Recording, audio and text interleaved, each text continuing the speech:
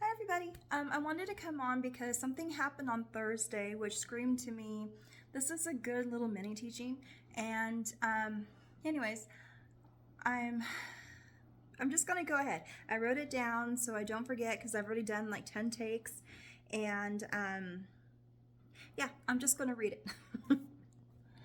I used to laugh when I would hear, you are called to ministry when events in your life turns into a good sermon or teaching. And I have heard this multiple times from multiple people. On Thursday, September 11th, while cleaning my car, I stepped off the driveway and rolled my ankle. I stepped off like it's up like this much from the ground. I stepped off that just that a little bit and rolled my ankle. Hearing a pop immediately, I knew it was bad. Forcing myself to quickly hobble into the house and sat on the floor, took off my socks, and my ankle was swollen. It was huge. After that, I tried to stand up and could not put any pressure on it. So let's go forward a little bit here. I want to go ahead and read 2 Corinthians 10:5. We demolish arguments and every pretension that sets itself up against the knowledge of God, and we take captive every thought to make it obedient to Christ. While I was cleaning my car, my mind was flooded with negative thoughts, complete, unnecessary thoughts that were lies. A part of me discerned that it was an attack, but I gave in to the lie, which caused a bit of fear, and I was thinking of my argument on how to get done what was needed.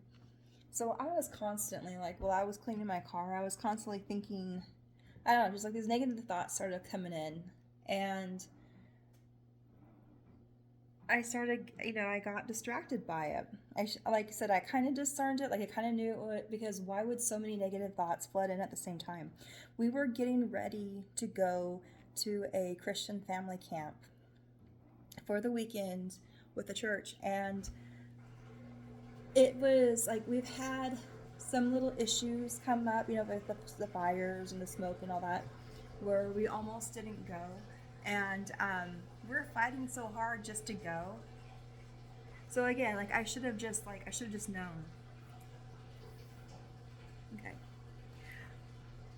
What I should have done was when the first thought popped up, I should have pulled it up and cast it into the fire pit. In my past teachings, I have explained how your mind is like a garden. Everything you hear, see, speak, and hold on to are seeds. What you allow to be planted in your mind grows roots. Eventually, the roots get planted into your heart, and the fruit that is produced, if good, will multiply and produce more fruit in others you are involved with. So I wanted to go ahead and read Mark 4:3-9. Consider this. A sower went out to sow. As he sowed, some fell along the beaten path, and soon the birds came and ate it up. Some fell onto gravel with no topsoil and quickly sprouted since the soil had no depth.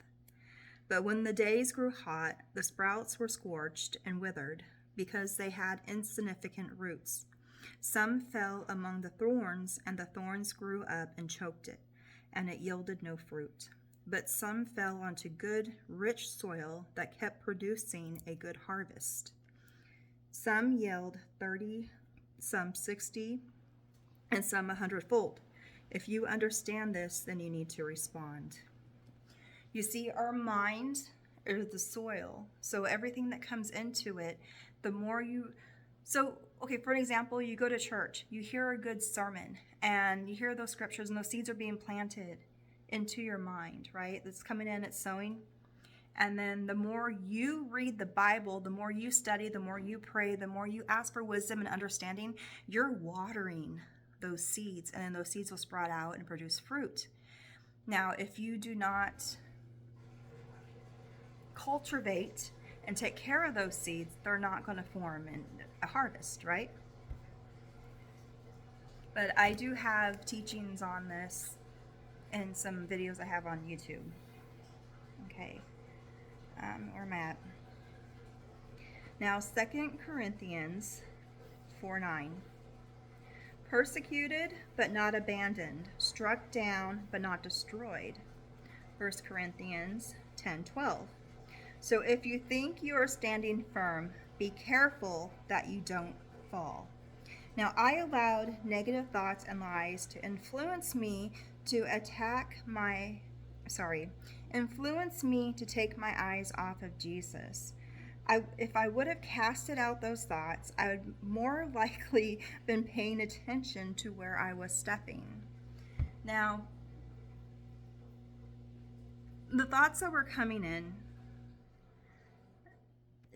like I said, it was just all lies. It was things that was completely unnecessary, had nothing to do. Like, when it was all said and done, like, it had nothing to do with what was going on. Like, it didn't even happen. So I don't know why I allowed myself to, like, instead of focusing on, I don't even know how to, instead of focusing on the negative, instead of saying, hey, you know what, I'm going to focus on the blessings that are going to come from this weekend. I'm going to focus on my car getting clean. Everybody's going to be happy, and just speaking positive, and then putting it out there and speaking blessings instead of cursing myself with these negative thoughts, allowing them to come in, and then taking my eyes off of what was important, and therefore I stumbled and fell. So, Proverbs 17:22. A joyful heart is good medicine, but a broken spirit dries up the bones. 1 Corinthians 16:14. Let all you do be done in love.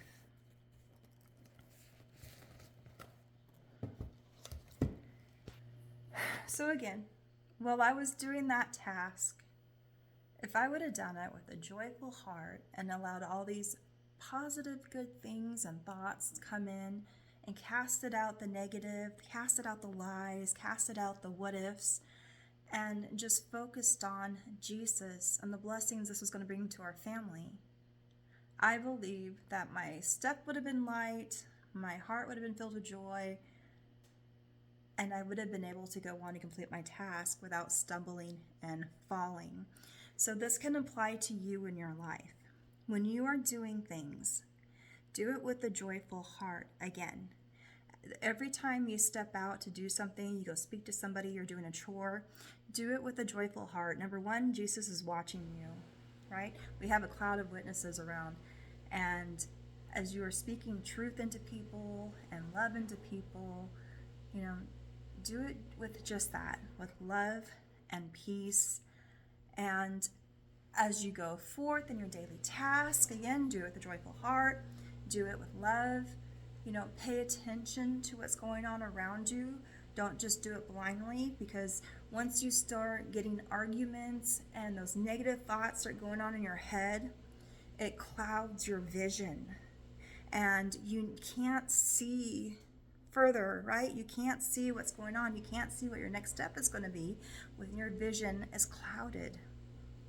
Well, that's all that I wanted to share with you guys today, and I do hope that this little mini teaching kind of blessed you guys. If you have any questions, please feel free to message me or leave a comment under this video.